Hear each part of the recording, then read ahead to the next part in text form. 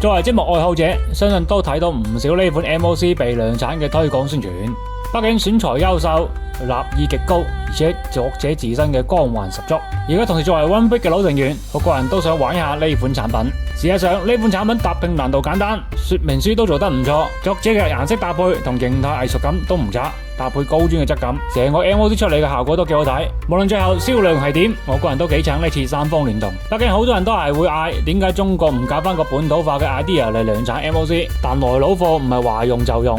好多嘢整定係要深度調整先可以用，所以今次高端同好玩條兩個大佬擔大旗嚟嘗試，唔理佢賺唔賺錢，無論最後成唔成功，我都覺得需要敬佩。